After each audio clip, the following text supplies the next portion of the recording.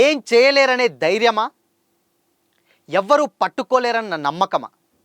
ఎవడబ్బ సొమ్మని ఇదంతా చేస్తున్నారు. ఒక సినిమా రిలీజ్ అయితే ఆ సినిమా వెంటిలేటర్ మీద ఉన్నటువంటి ఒక పేషెంట్ అని గతంలో జూనియర్ ఎన్టీఆర్ చెప్పినట్టు, దానికి తోడు పైరసీ దయ్యం ఒకటి. అసలు ఈ పైరసీల గోలేంటి? పైరసీ వల్ల సినిమాకి ఎంత లాస్ జరుగుతుందో తెలుసుకుందాం.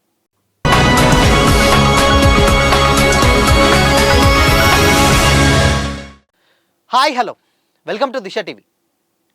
రీసెంట్గా ఏ సినిమా రిలీజ్ అయినా ఇప్పుడు నిర్మాతలకు కానీ సినిమా టీంకి కానీ ఒక పెద్ద సవాలే పైరసీ. ఆ పైరసీ థియేటర్లో అలా రిలీజ్ అయిందో లేదో టక్మని ఆన్లైన్లోకి వచ్చేస్తుంది సినిమా.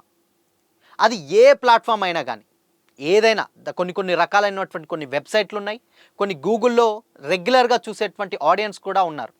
సో కట్ చేస్తే అసలు ఎవడబ్బా సొమ్మని అసలు ఈ సినిమాని రిలీజ్ చేస్తున్నారు. కోటాను కోట్ల డబ్బు పెట్టి ప్రొడ్యూసర్లు కొన్ని వందల వేల మందికి ఉపాధి కల్పిస్తూ ఒక సినిమాని తీస్తున్నారు.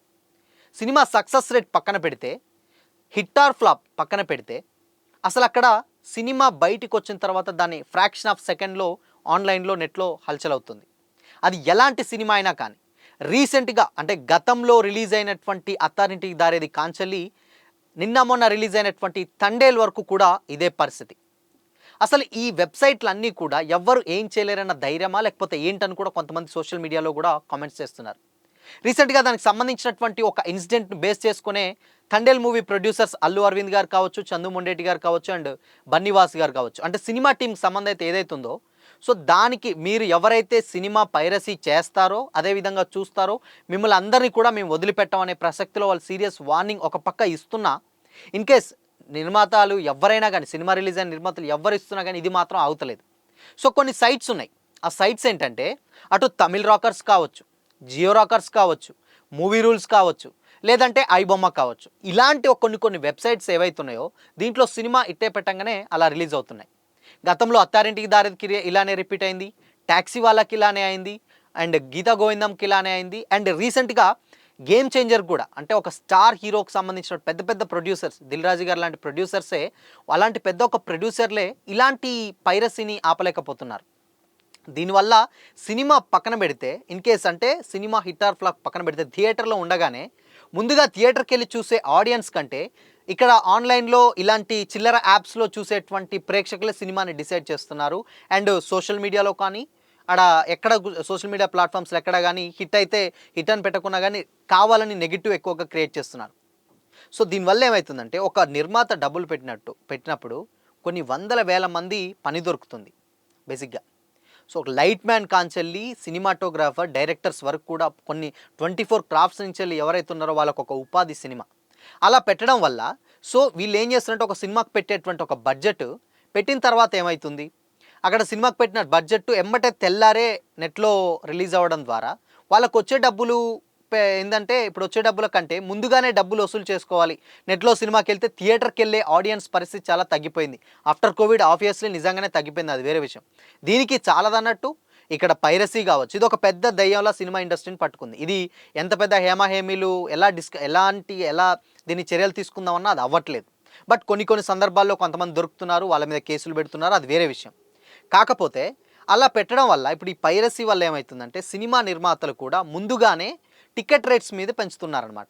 సో టికెట్ రేట్స్ పెంచడం వల్ల, అంటే ఒక 1-2 డేస్ సినిమా థియేటర్లో ఉంటే చాలు, పెట్టిన డబ్బులు మనకు వచ్చేస్తాయి అని చెప్పేసి కూడా వాళ్ళు టికెట్ రేట్లు పెంచుతున్నారు.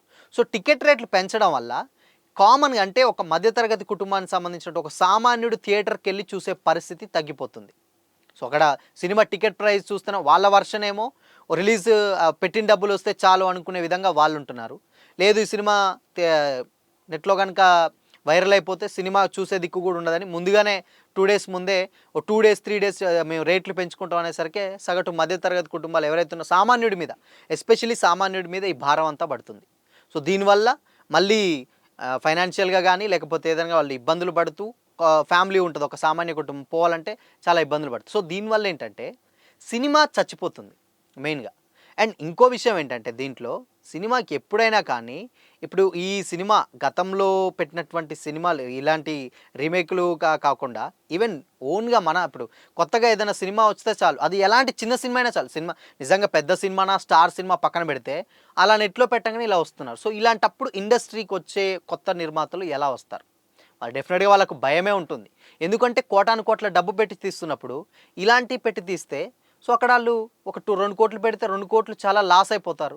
2,00,00,000 అంటే నిజంగా ఒక మధ్య తరగతి కుటుంబానికి ఒక లైఫ్ టైమ్ బడ్జెట్ అది. సో, అందుకోసమనే న్యూ టాలెంట్ ఎవరైనా ఉన్నా గాని వాళ్ళు గూడా వెనక్కడుగు వేస్తున్నారు. అండ్ అసలు ఎవడు వీళ్ళు? అంటే వీళ్ళని ఎలా నియంత్రించొచ్చు? అండ్ చూసేవాళ్ళు కూడా బన్నీవాస్ గారు కొంతమంది అన్నారు. సో, పైరసీని ఎంకరేజ్ చేసేవాళ్ళు అంటే చూసే వాళ్ళ మీద గూడా మేము వదిలిపెట్టమంటే సో, కొంతమంది ఏంటంటే చాలామంది చూడట్లేరు. అంటే కొంతమంది సెపరేట్ ఆడియన్స్ థియేటర్ బేస్ చేసుకొని వెళ్తున్నారు, చూస్తున్నారు. బట్ కొంతమంది వాస్తవానికి ఇలానే అంటే నెట్‌లో పెట్టగానే చూస్తున్నారు. దీనివల్ల సినిమాకు అటు వాళ్ళకు నష్టం, అటు ప్రొడ్యూసర్స్‌కి నష్టం వస్తుంది.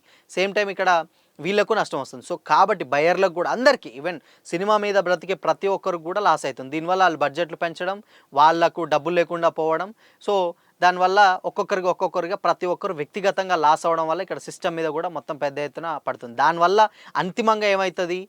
అసలు సినిమాలో పనిచేసే వాళ్ళకు పనులు గూడా దొరకవు. అంటే సినిమా ఒక ప్రొడ్యూసర్ ముందుకొచ్చి సినిమా చేస్తేనే ఉన్నటువంటి 24 క్రాఫ్ట్‌లు ఎవరైతే ఉన్నారో వాళ్ళకు పని దొరుకుతుంది. సో, వాళ్ళ కుటుంబాలు వాళ్ళ మొత్తం బతికేస్తాయి. సో, అసలు సినిమా నిర్మాత అనేటోడు ఇలాంటి ఇష్యూస్‌కి భయపడి సినిమా తీయకపోతే పరిస్థితి ఏంటి? సో, అందుకనే దీన్ని మనమే కాదు ఇన్‌కేస్ పైరసీ చేసేవాళ్ళు కాదు, చూసేవాళ్ళు కూడా నేరస్తులే అని కూడా ఇందాక బన్నీవాస్ గారు గూడా చెప్పడం జరిగింది. అండ్ చూడడం గూడా చాలా తప్పది. ఇన్‌ఫాక్ట్ ఏందనంటే అది చూడకుండా ఉంటే థియేటర్‌కి వెళ్ళేవాళ్ళు వెళ్తారు. బట్ ఆ థియేటర్‌లో ఏంటంటే కొంతమంది వాళ్ళ సైడ్ నుంచెళ్ళే థియేటర్‌కి కాకున్నా గానీ అటు ఆడియో క్లిప్స్ అన్నీ విడుదల చేసి మొత్తం సినిమానే నెట్‌లో పెట్టేస్తున్నారు. సో, నెట్‌లో పెట్టడం వల్ల చాలా అంటే చాలా లాస్ అయిపోతుంది. దీనివల్ల సినిమాకు అంటే సగటు ఒక రెగ్యులర్ ఫిల్మ్ లవర్స్ ఎవరైతే ఉంటారో రెగ్యులర్ ఆడియన్స్ వాళ్ళకి సినిమా చూసేంత ఇంట్రెస్ట్ పోతుంది. ఒక సినిమా బయటికెళ్తే ఖతం అది నెట్‌లో వచ్చేస్తుంది. నెట్‌లో ఉండేసరికి థియేటర్‌కెళ్ళడానికి వాళ్ళకి ఇంట్రెస్ట్ ఉండట్లేదు.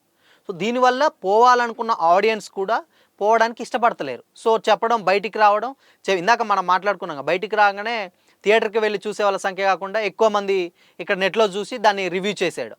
చేసేసరికి ఏమైతుంది అది స్క్రీన్ ప్లే బాలేదు, అది బాలేదు ఇది అనేసరికి రెగ్యులర్ ఫిల్మ్ ఆడియన్స్ కూడా ఎవరైతే ఉన్నారో మూవీ లవర్స్ వాళ్ళు కూడా థియేటర్ దాకా వెళ్ళలేని పరిస్థితి ఉంది ఈ పైరసీ వల్ల. సో, ఈ పైరసీని చేయడమే కాదు చూడడం కూడా పెద్ద తప్పే. వీలైనంత వరకు అసలు పైరసీ చూడడం తప్పు. సో, అది బ్యాన్ చేసి ముందుగా మన కాంచెల్లే అది అవేర్‌నెస్ వచ్చి దాన్ని చేస్తే చాలామందికి ఒక పని దొరికినట్లయితది. అండ్ చాలా ఇండస్ట్రీ కూడా ఎక్కువ రోజులు బ్రతుకుతుంది. ఫస్ట్ ఆఫ్ ఆల్ ఎలాంటివి లేకుండా సస్యశ్యామలంగా ఉంటుందని కూడా కొంతమంది నిర్మాతలైతే ఆధారపడుతున్నారు. సో, మరి అసలు వీటి మీద ఈ పైరసీల మీద అండ్ నెక్స్ట్ ఇలాంటి ఒక సిస్టమ్ మీద మీరేమనుకుంటున్నారో కామెంట్ చేసి చెప్పండి.